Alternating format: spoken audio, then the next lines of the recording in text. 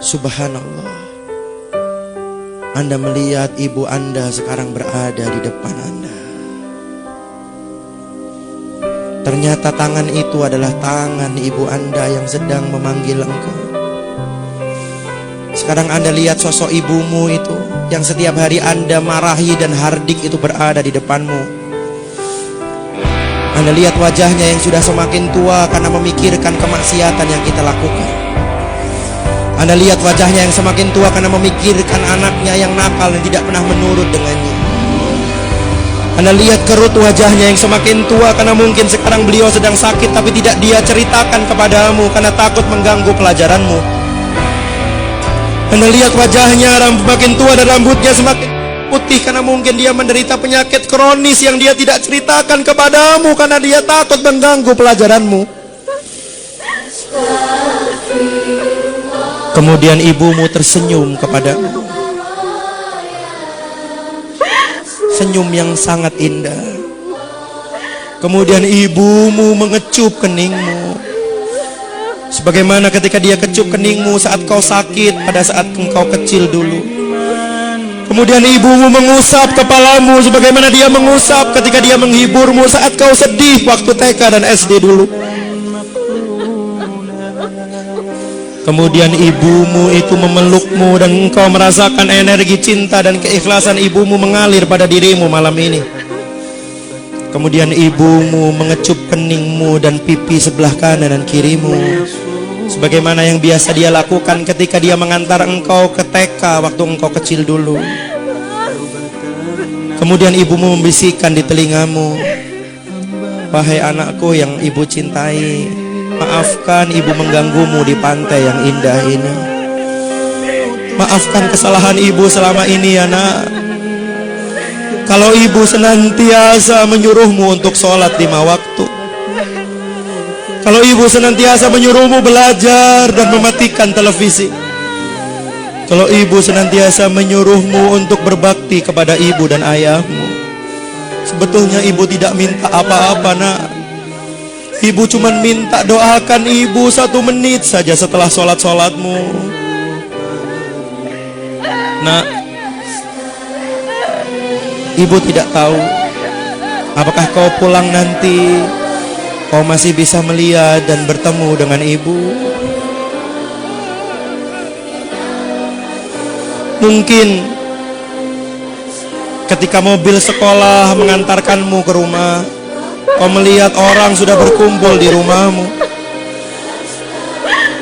Dan ketika kau masuk ke dalam rumahmu, kau sudah melihat ibumu ditutupi oleh kain. Ketika kau raba, wajah ibu telah dingin.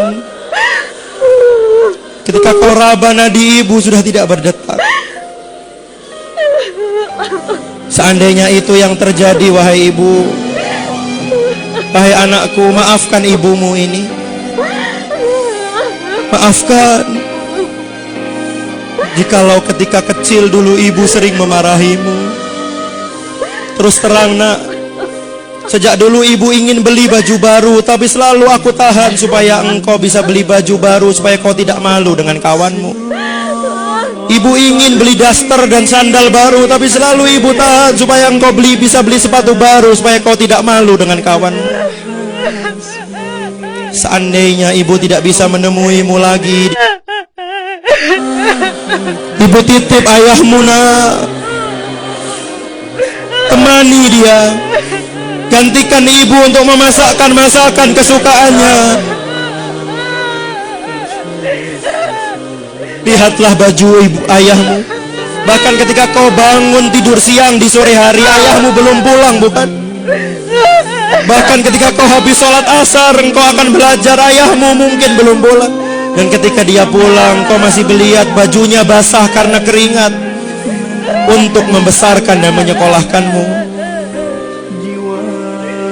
Temani ayahmu nak, berbaktilah kepadanya, karena hanya dialah satu-satunya kunci surga yang bisa engkau masuk. Sekali lagi ibu minta maaf jikalau ibu sering tidak berkenan kepadamu. Maafkan ibu nak. Maafkan ibumu yang doif dan lemah ini. Satu yang harus engkau ketahui, di balik semua kata-kata ibu, ibu selalu mencintai. Dan ibu selalu bangun malam untuk mendoakan kesuksesan buatmu. Walaupun kamu tertidur nyenyak di kamarmu.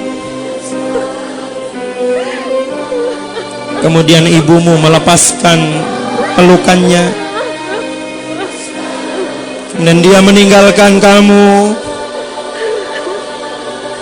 Dia melambaikan tangan kepadamu. Dan saat itu kau bersimpuh di pantai itu. Ibumu telah hilang di pandanganmu, dan entah apakah kau masih bisa melihat wajah ibumu lagi. Rabbi firli wali walidayya warhamhuma kama rabbayani shaghira. Ya Allah, maafkan dosa hamba, maafkan dosa orang tua hamba. Sayangi mereka seperti mereka menyayangi saat aku kecil dulu. Lindungi mereka saat mereka melindungiku, dengan menjadikan tubuhnya menjadi selimut, seakan-akan tidak rela satu nyamuk pun menyentuhku. Sayangi mereka saat mereka menemaniku di rumah sakit, ya Allah. Sayangi mereka sebagaimana mereka mengantarkanku mendaftar SMA, mengantarkanku di pintu rumah setiap hari, memasakkan aku nasi goreng kesukaanku. Padahal dia belum sarapan untuk mengisi perutnya, tapi dia antarkan aku di pinggir rumah, di pintu rumah, dan dia selalu mendoakan kebaikan kepadaku. Sayangi mereka, ya Allah. Seandainya kau masih berikan aku kesempatan untuk membahagiakan mereka, ya Allah, aku ingin sekali mengajaknya bertawaf di Baitullah.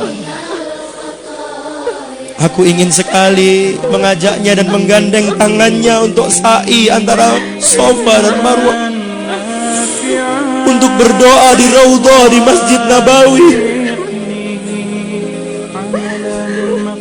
dengan uang hasil keringatku sendiri, ya Allah.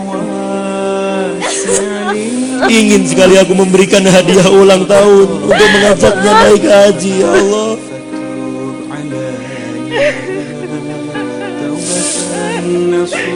Astagfirullah.